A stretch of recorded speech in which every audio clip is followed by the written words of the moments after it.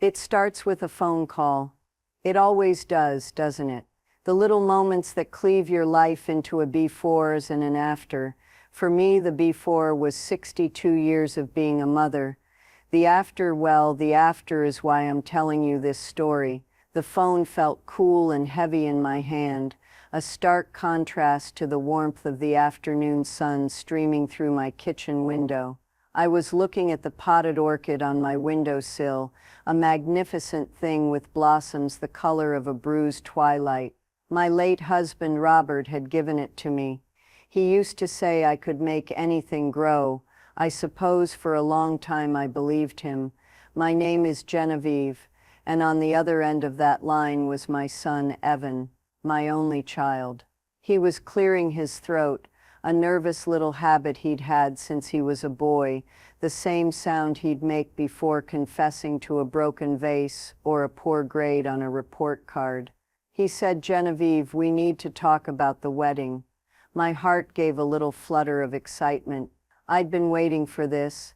I had swatches of fabric on the coffee table, dreaming of the perfect mother of the groom dress. I pictured myself in a dusty rose or maybe a soft silver blue, something elegant and understated. I wanted to look perfect for him, for them. I said, "Of course, darling. Is Chelsea with you? How are the arrangements coming along?" There was a pause, a long stretching silence that felt filled with static.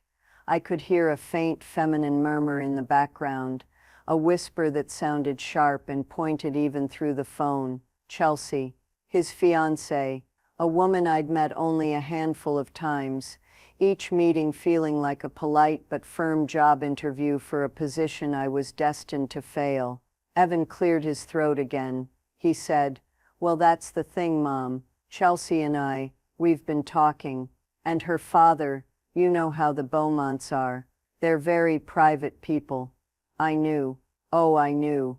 Arthur Beaumont was the kind of man who wore his wealth like a suit of armor, gleaming and impenetrable. He was the president of the most exclusive country club in the state, a place where fortunes were discussed in hushed tones over whiskey and cigars, a world away from the garage where I'd built my life's work.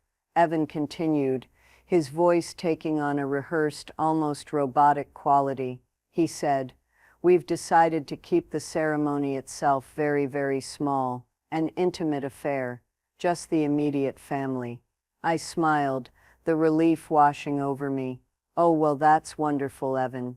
Intimate is always better, more meaningful." The silence that followed was even more damning than the first. I could feel the but coming. It was a physical presence, a weight pressing down on the line. "But," he said. And there it was. But even with the immediate family, Chelsea is worried. She gets overwhelmed easily. And her father thinks, "Well, we all think that your presence might be a bit." He trailed off, and I waited. I held my breath, the orchid's petals blurring in my vision. "Give me the word, Evan," I thought. "Just say the word." "Overwhelming," he finally whispered, as if the word itself was a dirty secret. He said it so quietly I almost didn't hear it, but I did. It landed in my heart like a shard of ice. Overwhelming. Me. His mother. I didn't say anything. I couldn't. My throat had closed up. The silence was my own now, vast and empty. He rushed to fill it, his words tumbling out in a clumsy, apologetic heap. "It's not about you, Mom, really. It's just the dynamic. The Beaumonts are a very tight-knit group and we don't want any friction. It's Chelsea's day, you know. We want it to be perfect for her." He took a breath and then delivered the final crushing blow. "We'll make sure to get tons of photos. We'll send you the whole album. It'll be just like you were there, just like I was there." My hand tightened on the phone, my knuckles white. I looked at the orchid, at its delicate, resilient flowers. Robert had always said I was the strong one. He'd made me promise, in those last whispered days in the hospital, that I would always, always look after our boy. "Be his rock, Jen," he'd said. his voice a threadbare whisper. The world can be a cold place. Make sure he always has a warm place to come home to. For 20 years, I had kept that promise. I had been his rock, his home, his unending source of support. I had poured my life into that boy, and now he was telling me to look at the photos. I found my voice, and when it came out, it was unnervingly calm. I see, I said. That's all?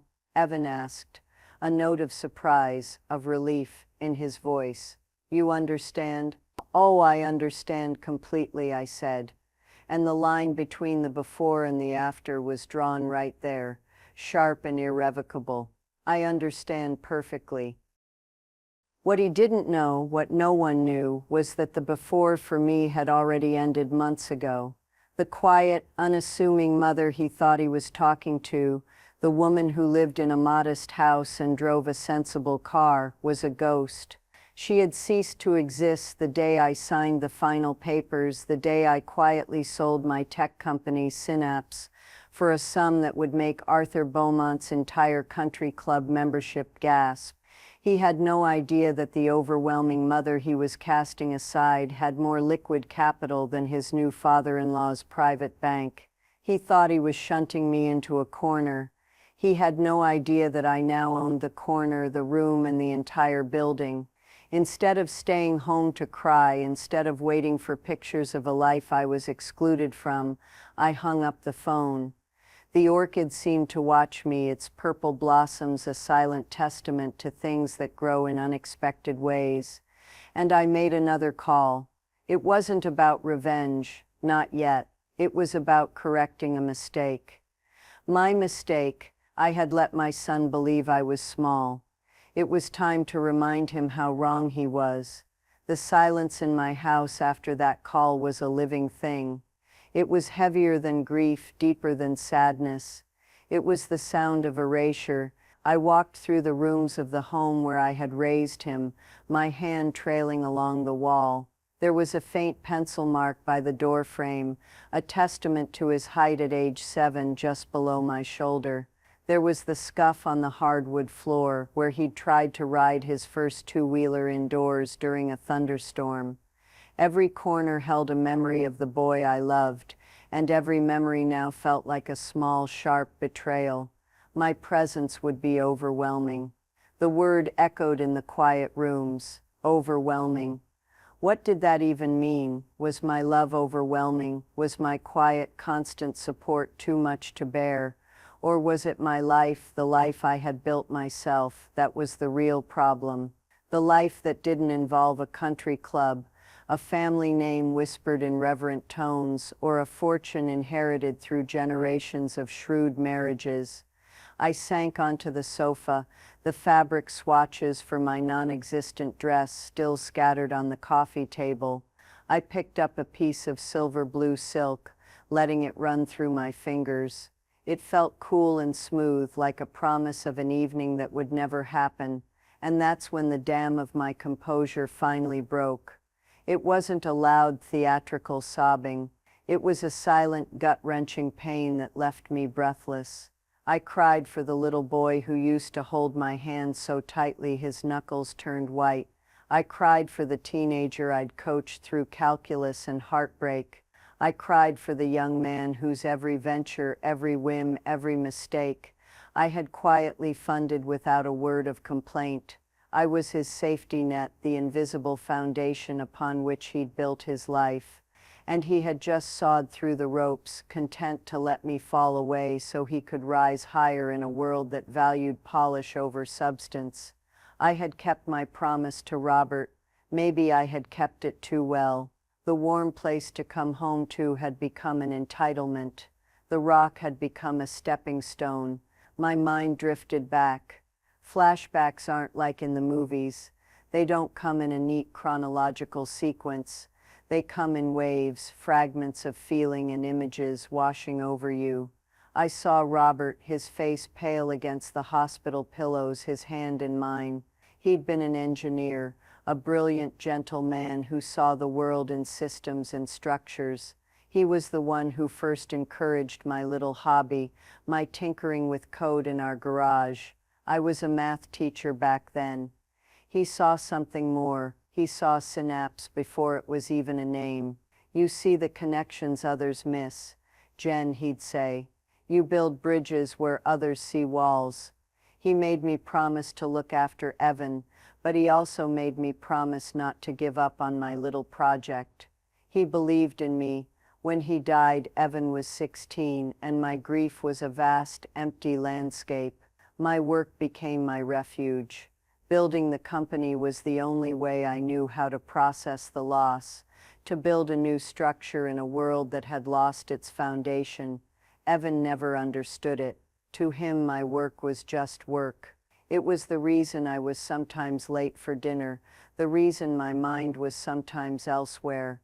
He saw the hours I put in, but he never saw the passion, the intellectual fire that drove me.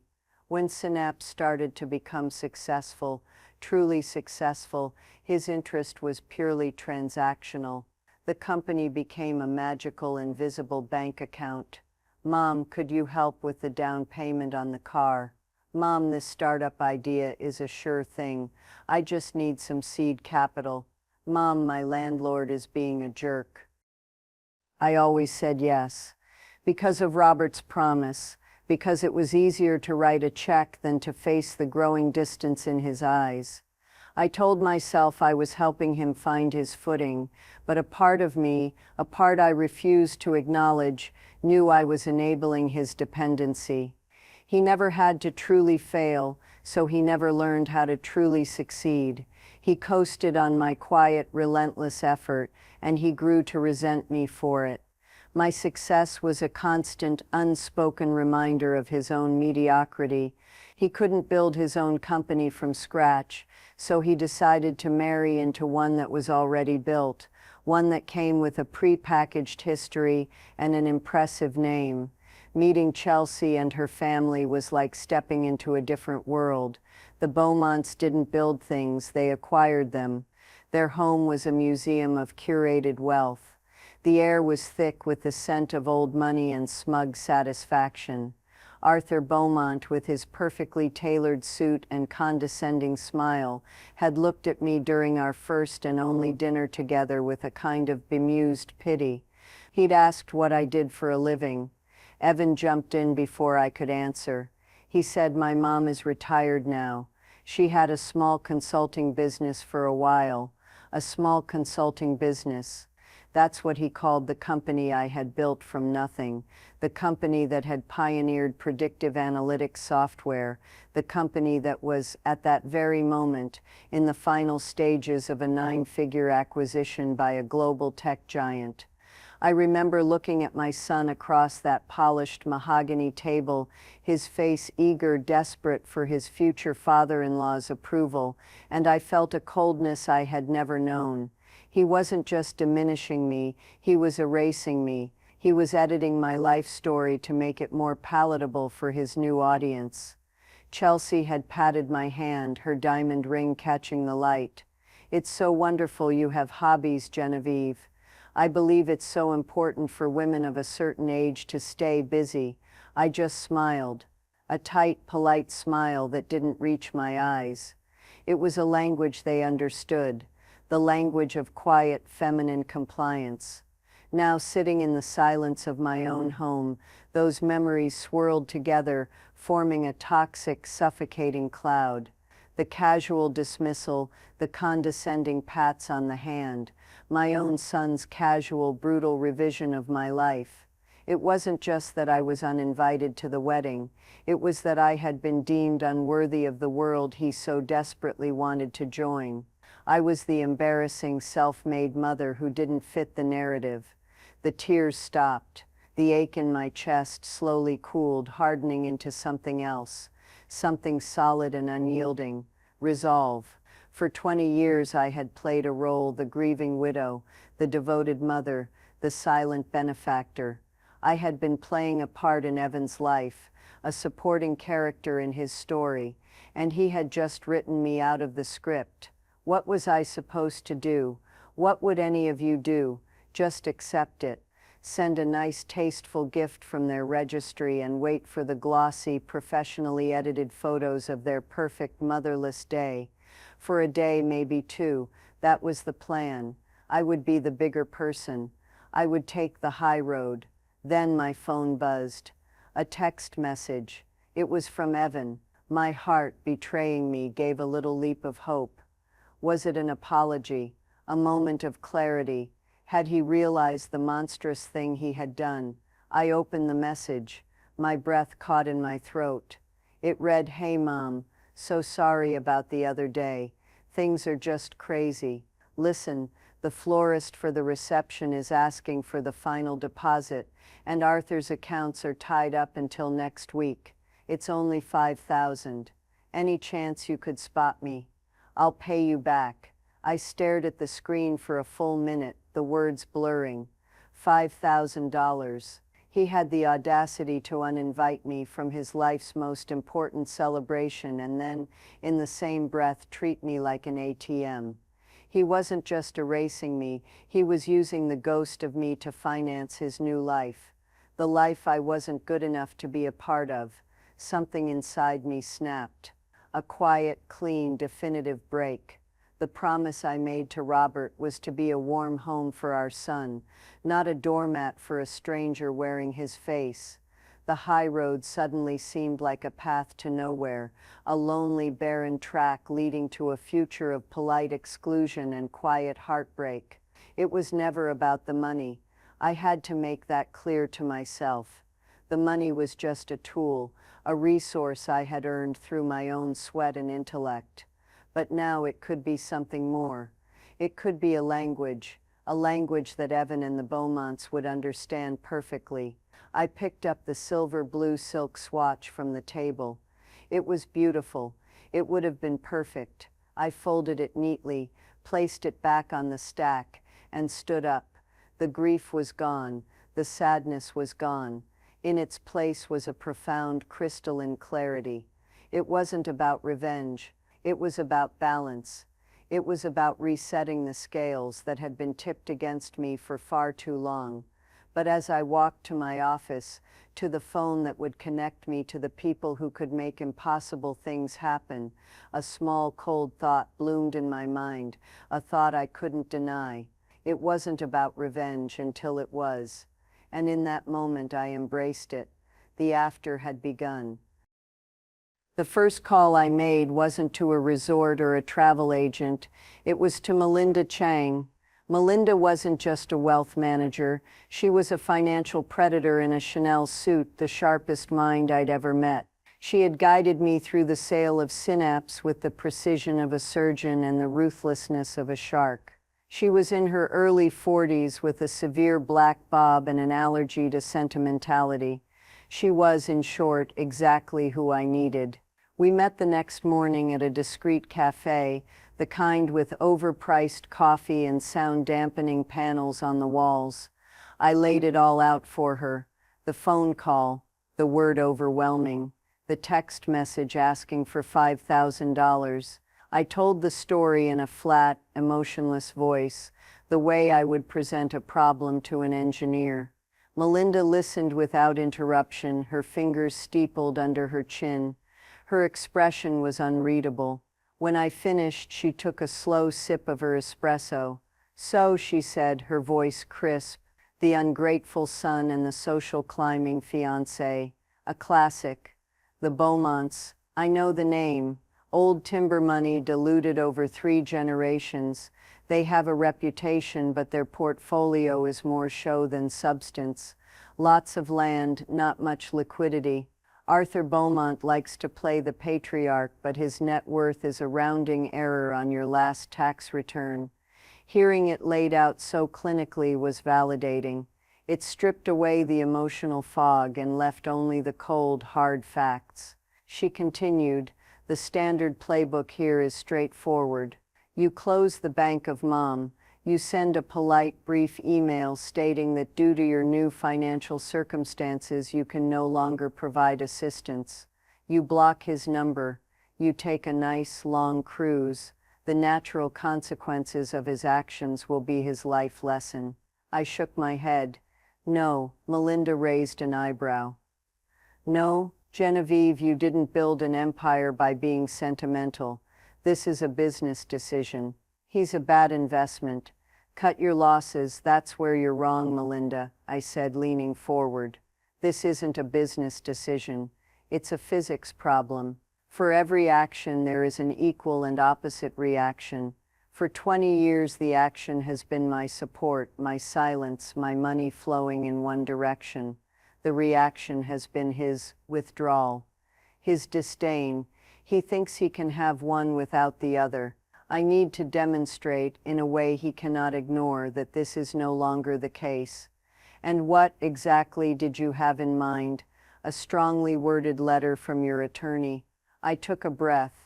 I want to buy the Serenity Crest Resort and Spa. Melinda actually choked on her coffee. She coughed, dabbing her lips with a napkin, her professional composure finally cracking. She stared at me, her eyes wide. You want to, you're joking.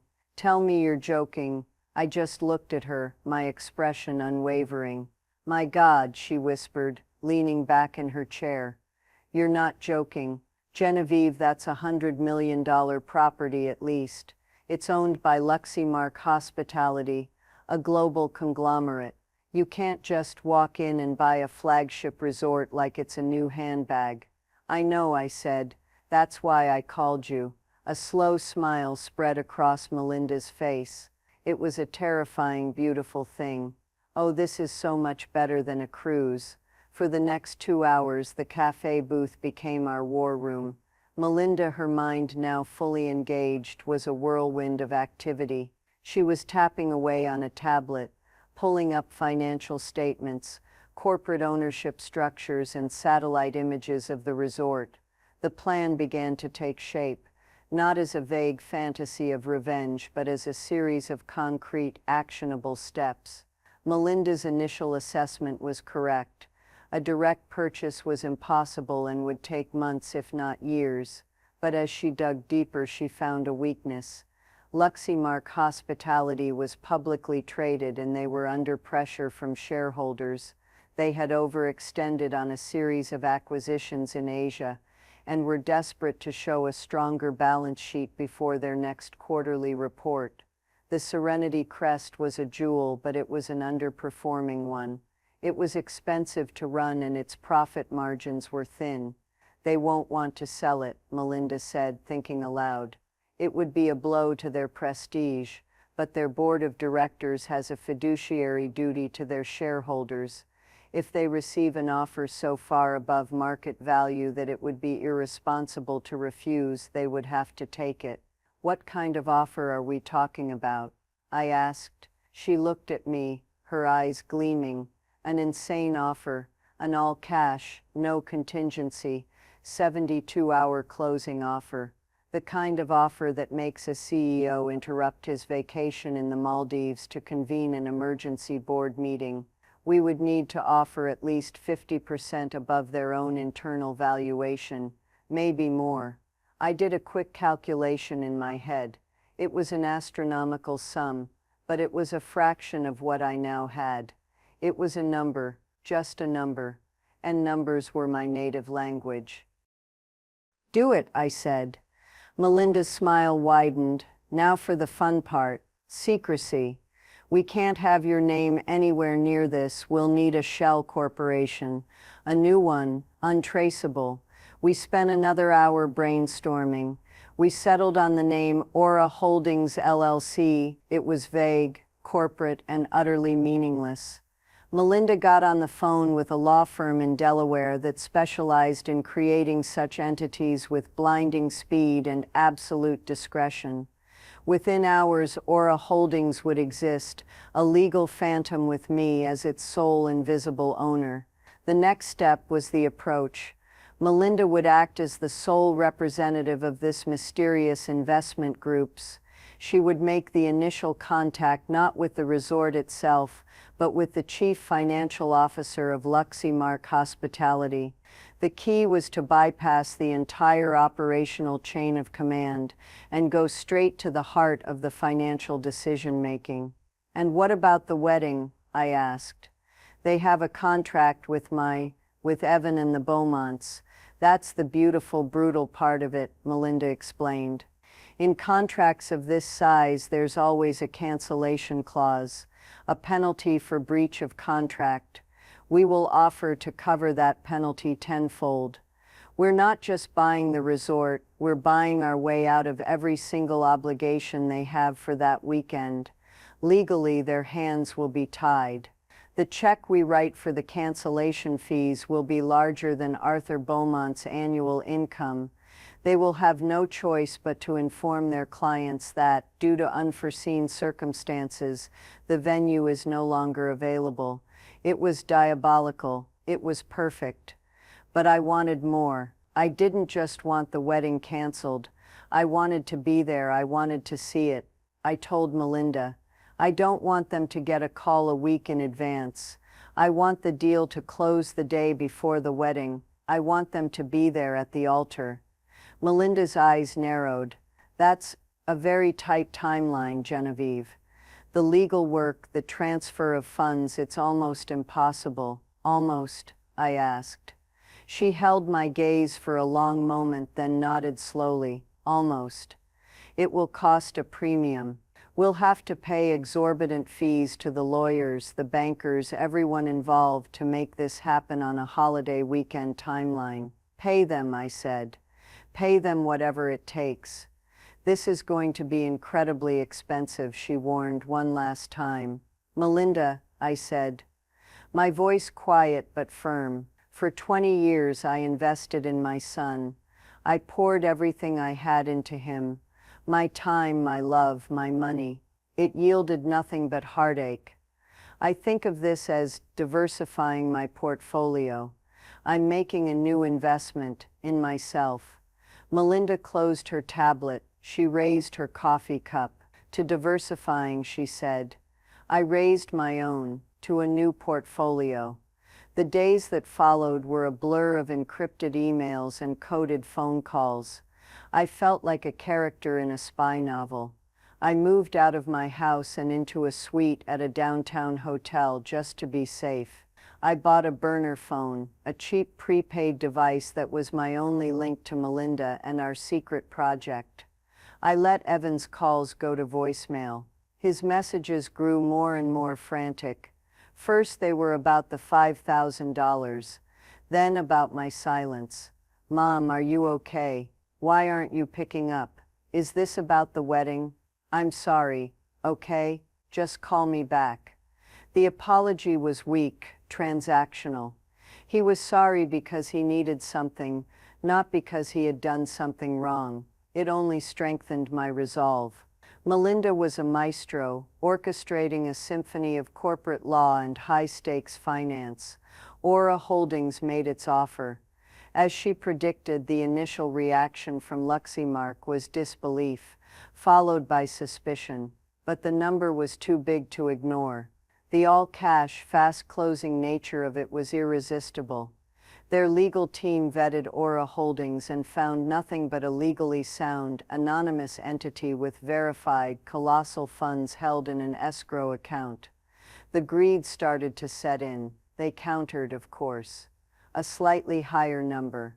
Melinda, without even consulting me, accepted it instantly. Her immediate acceptance spooked them, made them think they'd left money on the table. But it was too late. The deal was struck. Now it was just a race to the closing date, the Friday before the Saturday wedding. While the lawyers papered the deal, I made my own arrangements. I called the Serenity Crest Resort directly from my burner phone. I spoke to their head of events, a woman named Patricia. I told her I was the personal assistant to the principal of Aura Holdings. I explained that my employer was a very private individual who was purchasing the resort and wished to host a small exclusive event of her own on Saturday. A vow renewal ceremony. Patricia was flustered. She spoke of existing bookings, of a large wedding. I cut her off gently. I am aware of the other bookings. My employer is also aware of the significant penalty clauses for cancellation, and she is more than happy to satisfy them. Consider your budget for the entire quarter met. We will require the entire property to be cleared of all non-essential personnel and all previous guests by 1 p.m. on Saturday. My employer's event will begin at 2 p.m. There was a stunned silence on the other end of the line. I could almost hear the gears turning in her head, the calculations of the immense, unexpected windfall. Of course, she finally stammered, We will make the necessary arrangements. What are the new owner's requirements? I want the main ceremony lawn prepared for a small gathering, just a few chairs, a string quartet, and champagne. The best you have. Lots of it, and prepare the presidential suite, the one overlooking the lawn.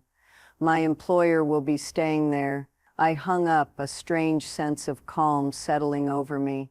The machine was in motion. The gears were turning. All I had to do now was wait for the right moment. The moment just after he said I do. The moment the life he had chosen was supposed to become real. The moment I would show him what was truly overwhelmingly real. The 72 hours before the wedding felt like a strange dream. While Melinda's legal team worked in a caffeine-fueled frenzy to push through the mountains of paperwork, I lived in a state of suspended animation. I stayed in my hotel suite, watching old movies, ordering room service, and methodically ignoring the frantic buzzing of my real phone, which I had tossed into a drawer. Evan's messages had escalated from pleading to angry. He had left a final, furious voicemail. I don't know what kind of game you're playing, Mom, but it's cruel. This is supposed to be the happiest day of my life, and you're trying to ruin it with this silent treatment. Arthur is asking questions. Chelsea is crying. If you're not going to be a part of this family, then fine. But don't expect to come crawling back later. A part of this family. The words were a cold comfort, affirming the rightness of my path. He had already drawn the line. I was simply reinforcing it with steel and concrete. On Friday afternoon, precisely at 4 p.m., my burner phone rang. It was Melinda. Her voice was calm, but I could hear the undercurrent of triumph. The Eagle has landed, she said. The funds have been transferred. The deeds are filed. As of this moment, you are the sole proprietor of the Serenity Crest Resort and Spa and all its holdings. Congratulations, Genevieve. You're a hotel magnate. A wave of dizziness washed over me. It was done. It was real. I owned it. The place where my son was about to pledge his life to a woman who thought I was overwhelming. The ground on which he would stand as he formalized my exclusion belonged to me. Thank you, Melinda, I said, my voice steady. You've been extraordinary. Just doing my job, she replied. The resort manager, a Mr. Davies, has been informed of the change in ownership. He's also been instructed that the new owner, an anonymous principal from Aura Holdings, will be arriving tomorrow to oversee a private event. He has been given his script. He is very motivated to perform it well. His new bonus structure depends on it. I smiled. Excellent. Now what? She asked. Now, I said, I go to a wedding. The next morning I took my time. I had a long, luxurious bath. I ordered a light breakfast. I dressed with meticulous care. I had purchased a new outfit, not a silver blue mother-of-the-groom dress, but a tailored cream-colored pantsuit. It was elegant, powerful, and utterly devoid of sentimentality. It was the armor for the new Genevieve. I checked out of the hotel and took a car service to the Serenity Crest. As we drove through the imposing stone gates, past manicured lawns and blooming rose gardens, I felt a strange sense of detachment. This was all mine. The towering oak trees, the sparkling fountains, the very air of quiet opulence. It was a stage, and I was now its director. I didn't go to the main lobby. My instructions had been clear. The driver took me around a private service road to a discreet entrance leading directly to the residential wing. A nervous-looking man in a crisp suit was waiting for me. He was pale and perspiring slightly.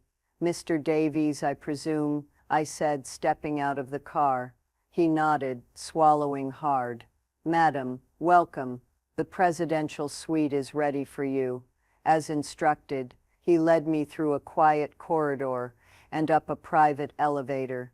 He used a special key card to open a set of large double doors, and we stepped into the most magnificent hotel suite I had ever seen. It was larger than the entire first floor of my house.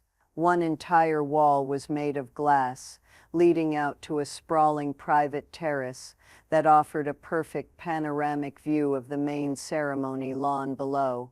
I could see it all. The rows of white chairs were filling up with guests in their pastel-colored finery. I could see the floral arch, heavy with white roses and peonies. I could see the string quartet, tuning their instruments. And I could see Evan standing at the front, looking handsome and nervous in his tuxedo. Beside him stood Arthur Beaumont, clapping him on the back, looking for all the world like a king bestowing a favor upon a loyal subject. Chelsea was not yet there. The bride, of course, must make an entrance. "The ceremony is scheduled to begin at 2 a.m., Mr. Davies said, his voice trembling slightly. "As per your instructions, I will intervene precisely at 2:15. "Excellent," I said, walking towards the glass doors. "You may go, Mr. Davies. Please ensure the champagne is on ice." He practically fled from the room. I was alone. I stepped out onto the terrace, the warm afternoon sun on my face. A gentle breeze rustled the leaves of the trees. It was a perfect day for a wedding. From this distance, they all looked like tiny, beautifully dressed dolls, moving about in a world they thought they controlled. I watched as the music began to play. I watched as Chelsea appeared at the end of the aisle on her father's arm, a vision in white lace. I watched as Evan's face lit up. A part of me, a tiny vestigial part of the mother I used to be, felt a pang of something, a flicker of sadness. This was my son's wedding day, a day I should have been sitting in the front row weeping with joy. But that woman was gone. He had banished her. In her place was the owner of Aura Holdings, and she was simply watching an event she had scheduled for demolition. I retreated back into the cool of the suite and poured myself a glass of water, my hands perfectly steady. I watched the clock on the wall. 2 o'clock, 2:05, 2:10. I could hear the faint, muffled sound of the officiant's voice drifting up from the lawn. I imagined the words, "Dearly beloved," to join this man and this woman. I walked back out onto the terrace just as the officiant asked Evan, "Do you, Evan, take Chelsea to be your lawfully wedded wife?" From my vantage point, I could see my son's face clearly. He looked at Chelsea, his expression full of adoration and ambition. He said, with a clear, proud voice, "I do." The clock read 2:15. And right on cue I saw Mr. Davies, his face ashen, begin his long, lonely walk from the side of the lawn towards the floral arch. He was holding a small, portable microphone. The power shift had begun. The guests, seated in pristine white chairs, were a sea of pastels and polite smiles. The string quartet played a soft, romantic melody. It was a picture of perfect, curated happiness. Arthur Beaumont stood beside his daughter, his chest puffed out with pride, the very image of a patriarch presiding over a successful merger of families. Evan looked at Chelsea with an expression of pure, unadulterated triumph. He had made it. He was in. Then Mr. Davies stepped onto the edge of the white aisle runner. His presence was an immediate and jarring note of discord. He was not part of the choreography.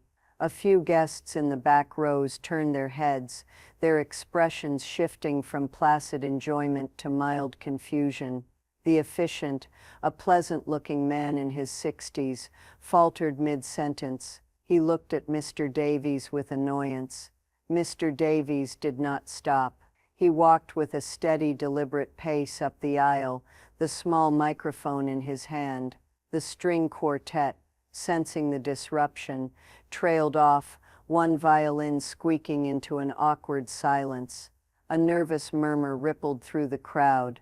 Arthur Beaumont took a half-step forward, his face darkening with anger.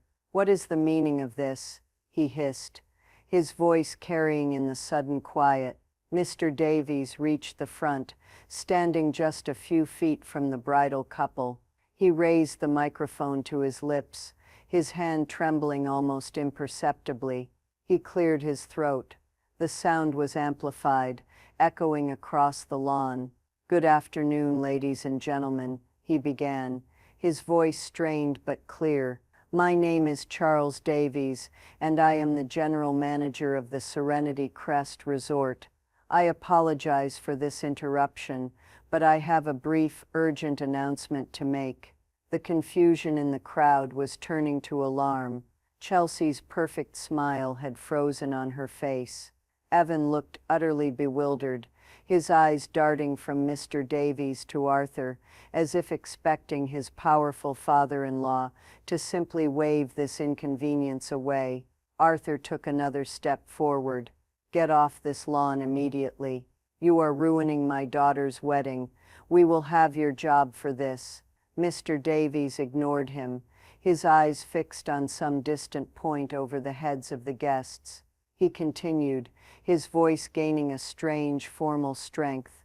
"As of 4 p.m. yesterday, the Serenity Crest Resort and Spa, along with all its assets and properties, was sold to a new owner, Aura Holdings LLC.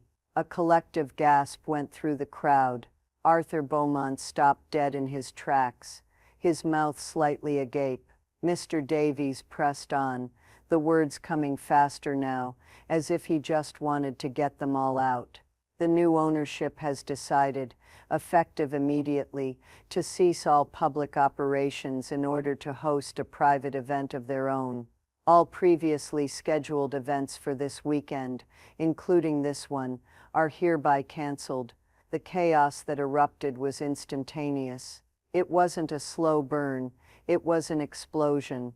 Chelsea let out a small, horrified shriek. Guests were on their feet, shouting questions. The air of refined elegance evaporated, replaced by a thick cloud of disbelief and indignation. "This is outrageous," Arthur bellowed, his face turning a dangerous shade of crimson. "I have a contract. I will sue you. I will sue your new owners.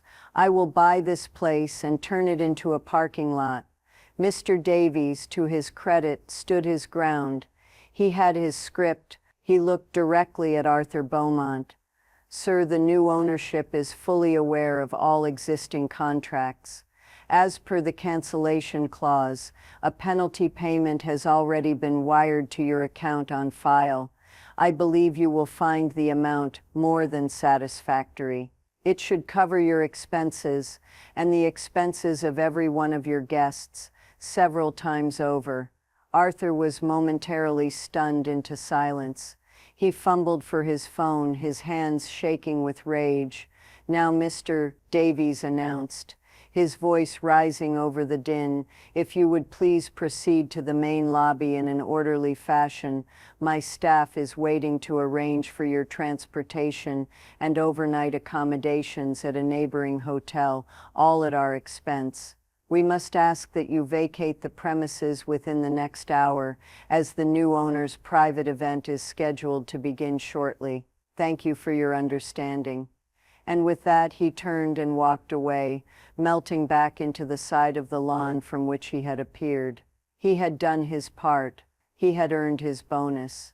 The exodus began. It was not the orderly procession he had requested. It was a panicked, confused scramble. Uniformed security guards, polite but unmovably firm, began to appear at the edges of the lawn, guiding people towards the path to the lobby. They were like gentle but insistent sheepdogs, herding a flock of very angry, very wealthy sheep. I watched it all unfold from my terrace, a glass of chilled champagne now in my hand. The bubbles tickled my nose. The string quartet was packing up their instruments, their faces a mixture of amusement and shock. The florist was looking at her magnificent, now useless floral arch with an expression of pure despair. Amidst the chaos, Evan and Chelsea stood frozen, like statues in the wreckage of their perfect day. Chelsea was openly weeping now, her mascara running in black rivulets down her cheeks. Evan was just staring, his face a mask of utter incomprehension. He looked around wildly, as if searching for an explanation, for someone to blame. He tried to call someone on his phone. He stabbed at the screen with a shaking finger. I knew who he was calling. He was calling his mother. He was calling his ATM. He was calling the one person he thought could fix anything with a quiet phone call and a discreet wire transfer. My real phone, still tucked away in a drawer back at my house miles away, would be buzzing with his desperate call. A call to a woman he had deemed too overwhelming to even witness this moment. His call, of course, went to voicemail. I saw him shout in frustration, his face contorted, and then his eyes began to scan the resort, the building, the windows. He was searching. And finally, his gaze traveled upwards to the grand terrace of the presidential suite. Our eyes met. Even from that distance, I could see the exact moment the incomprehension on his face curdled into a dawning, horrifying realization. He saw me, standing there, calm and serene in my cream-colored pantsuit, holding a glass of champagne. He saw the new Genevieve, the owner, the overwhelming presence he had tried so hard to erase. The power had not just shifted, it had triggered a seismic event, and he was standing at the epicenter. The world I had so carefully constructed for this moment was now collapsing in on itself. But for Evan, Chelsea, and Arthur, the chaos on the lawn was just the beginning. The true confrontation was yet to come. From my perch on the terrace, I watched as the trio, a small furious island in a sea of departing guests, finally broke free. Arthur, his face a mask of apoplectic rage, was barking into his phone, presumably to a lawyer who was not picking up on a Saturday. Chelsea was being supported by a bridesmaid, her sobs now loud and hysterical. And Evan was just staring up at me, his expression a toxic cocktail of disbelief, fury, and a flicker of something I hadn't seen in years, fear. He pointed up at me, his hand shaking, and shouted something I couldn't hear over the din. It didn't matter. I knew what he was saying. He, Arthur, and a weeping Chelsea began to push their way through the crowd, heading for the main building. They were coming for me. I took a slow, deliberate sip of my champagne. It was crisp and cold, the perfect antidote to the hot, messy emotions unfolding below. I walked back inside my suite and pressed a small button on an intercom by the door. "Mr. Davies," I said into the speaker, "my family will be arriving shortly. Please send them up." There was a crackle, and then his voice, still shaky. "Are you sure, madam? The gentleman seems quite agitated." "I am quite sure," I replied. "Thank you, Charles. That will be all." I went and stood by the magnificent floor-to-ceiling windows, looking out not at the chaos, but at the distant rolling hills, hazy and blue in the afternoon light. I felt a profound sense of calm. This was not a moment for anger. Anger was their language. Mine was silence, precision, and overwhelming, undeniable fact. A few minutes later, there was a furious pounding on the suite's double doors. Not a knock, a pounding. I walked over and opened them. The three of them stood there, framed in the doorway like a portrait of thwarted ambition. Arthur Beaumont pushed past me into the room, his eyes wild. Chelsea stumbled in after him, collapsing onto a velvet chaise lounge in a heap of ruined lace and tears. Evan was the last to enter, He stopped just inside the door and stared at me, his face pale. "How could you?" he whispered, his voice cracking. "How could you do this to me? To us?" Before I could answer, Arthur spun around, his finger jabbing at my face. "I don't know who you think you are, but you have made a grave mistake. My lawyers will have you in court by Monday morning. We will strip you of every penny you have." I looked at him, my expression one of mild curiosity. "Really, Arthur? And what precisely will you sue me for?" "Breach of contract. As your bank account can now attest, the contractual penalties were paid in full and then some." "Emotional distress?" A difficult claim to prove, especially when the distresses was caused by a perfectly legal, albeit abrupt, business transaction. He was momentarily speechless, his blustering threats deflating against the wall of my calm logic. "This was my wedding day," Chelsea wailed from the chaise lounge. "My perfect day. You ruined it. You're a monster, a horrible, evil old woman." I turned my gaze to her. "Your wedding day," I said, my voice soft but carrying an edge of steel, "was financed, in large part, by the horrible, evil old woman you and my son didn't want there. You found my presence overwhelming. So I removed it, and I removed my capital along with it. The two, you see, are inextricably linked." Evan finally found his voice, a raw, wounded sound. "This isn't about money. This is about family. You're my mother." "Am I, Evan?" I asked, turning to him fully now. "Am I your mother? Or am I just a convenient, invisible resource you tap into when you need something? A mother is someone you share your life with, the joys, the sorrows. You share your triumphs with your new family, the Beaumonts. You only seem to remember your mother when a bill comes due. You made a choice. You chose their world, their values.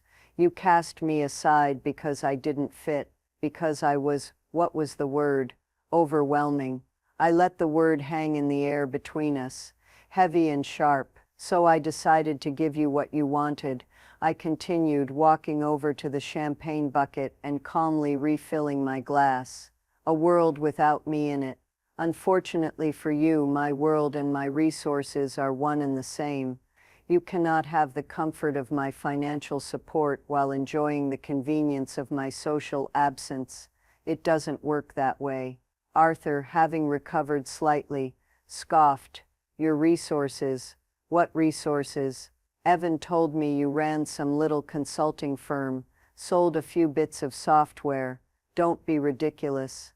I smiled, a genuine pitying smile. This was the moment. I looked from Arthur's arrogant face to Evan's shattered one.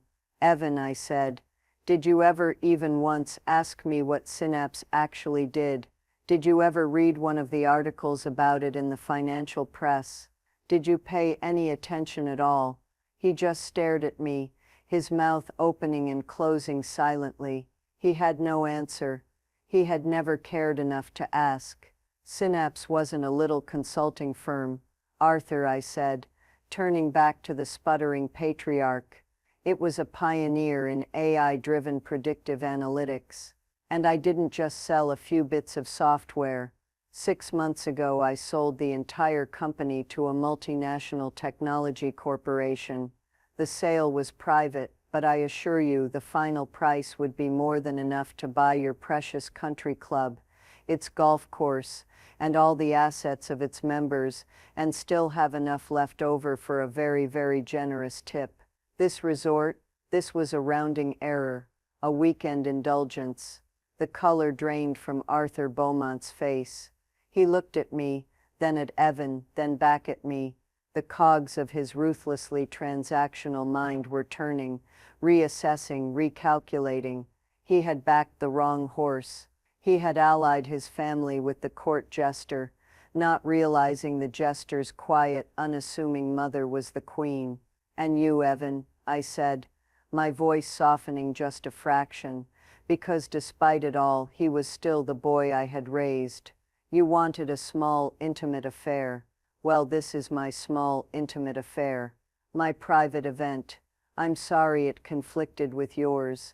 You said I could see the photos of your wedding later. Don't worry, I'll be sure to send you a few from mine. I raised my glass in a mock toast to new beginnings. There was nothing left to say. Their anger had been extinguished by the sheer crushing scale of my power. Their threats were meaningless. Their social standing was irrelevant. They were standing in my suite, on my property, breathing my air, and there was nothing they could do about it. I walked to the door and held it open. I think it's time for you to leave. My guests will be arriving soon. Arthur, for the first time, looked utterly defeated. He gave Evan a look of pure contempt and then, without another word, turned and walked out. Chelsea, sobbing, followed him. Only Evan remained. He stood there looking at me, his eyes filled with a universe of confusion, regret, and loss. "Mom," he started, his voice a hoarse whisper. I didn't know. And that," I said, my heart aching with the truth of it, "is the whole problem. You didn't know because you never cared to know. You saw what you wanted to see, a simple mother, a soft touch, an open wallet. You never saw me, the real me. Maybe now you will." He just stood there for a long moment, the ruins of his life scattered around him.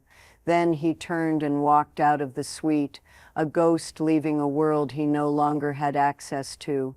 I closed the door, the click of the latch echoing in the sudden, profound silence.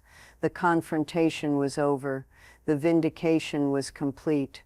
But as I stood alone in my magnificent suite, the taste of victory was strangely, undeniably bittersweet. The aftermath was quiet. That's the thing they don't tell you about grand, dramatic gestures. After the explosion, after the dust settles, there's a silence that can be just as deafening. I didn't end up hosting a vow renewal ceremony for myself. That had just been a convenient fiction, a placeholder for the chaos I had planned. Instead, I did something else. First, I called Mr. Davies up to the suite. The poor man looked like he'd aged 10 years. I handed him a glass of champagne and an envelope. Inside the envelope was a check for him and instructions for distributing a bonus to every single member of the resort staff, from the chefs to the groundskeepers to the housekeepers, equivalent to 6 months' salary. I told them it was a thank you for their hard work during a challenging transition of ownership. Their loyalty, I had learned, was worth investing in. Then I started making my own phone calls, not to Evan, not to anyone from that world. I called my old friends, my college roommate, now a retired professor in Oregon, my first ever employee at Synapse, a brilliant programmer who now ran his own successful firm, my cousin from Arizona who had always sent me encouraging letters, even when no one else seemed to care about my little projects. I told them there had been a last-minute change of plans in my life, and I had an entire luxury resort to myself for the weekend. I told them to pack a bag. My private jet, another recent acquisition, would be there to pick them up in the morning. The next day, the Serenity Crest was filled with a different kind of energy. It wasn't the stiff, performative elegance of the Beaumont crowd. It was laughter, real, deep, belly-aching laughter. We didn't play golf or discuss stock portfolios. We swam in the pool, we told old stories. We drank far too much of the expensive champagne.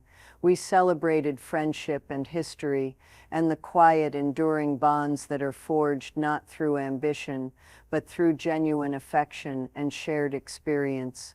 For the first time in a very long time, I didn't feel like a provider or a benefactor or a secret weapon. I just felt like Genevieve, and it was more than enough. I never heard directly from Evan. The silence from him was absolute. But news, like water, always finds a way to trickle down. Melinda kept me peripherally informed. The story of the canceled Beaumont wedding became the stuff of legend in those elite circles. Arthur Beaumont's blustering threats of lawsuits evaporated the moment his lawyers explained to him the ironclad legality of my actions and the sheer financial insanity of trying to take me on. His social standing took a devastating hit. He was no longer the powerful patriarch. He was the fool who had been outmaneuvered by his son's unassuming mother. The marriage between Evan and Chelsea, as it turned out, was built on a foundation of ambition and financial expectation. When the promise of my invisible, unending support vanished, so did the bedrock of their relationship. Without the safety net of the Bank of Mom, Evan's lack of any real drive or income became glaringly apparent. Their union, forged in the fires of social climbing, dissolved into ash within a year. They separated quietly, the grand society wedding replaced by a discreet and bitter divorce. And what did I learn from all of this? I'm talking to you now from the terrace of that same suite. I decided to keep the resort. It's a beautiful place, and it turns out I have a knack for the hospitality business. It's not so different from tech. It's all about systems, people, and creating an experience. But I'm telling you this story not to brag about my victory, but to talk about the lesson underneath it. It was never really about the revenge, not in the end. The revenge was the catalyst, the loud, spectacular gesture that was necessary to break a cycle that had been strangling me for 20 years. The real victory wasn't watching their world crumble. It was the act of building my own. It was about choosing myself. For decades, I had put my son's needs, his wants, his fragile ego ahead of my own. I had made myself smaller to make him feel bigger. I had hidden my own light so as not to dim his. And what I finally understood, standing on that terrace, was that this isn't love. It's a form of self-erasure. True love, true support, doesn't require you to diminish yourself. It's about standing in your own power, in your own truth, and allowing the people you love to do the same. Evan couldn't do that. He was intimidated by my success, so he tried to shrink it, to repackage it into something he could control. The moment I refused to be small any longer, the entire dynamic shattered. So I ask you, has anyone else ever felt like that? Have you ever felt the need to shrink yourself to fit into someone else's world, to hide your own accomplishments so as not to make someone else feel inadequate? It's a quiet poison, and it can go on for years. Let me know your story in the comments below. I read them all, and I find strength in knowing I'm not alone. And if this story resonated with you, if you believe in the power of reclaiming your own narrative, please give this video a like and subscribe for more stories, because we all deserve to live a life that is overwhelmingly, unapologetically our own.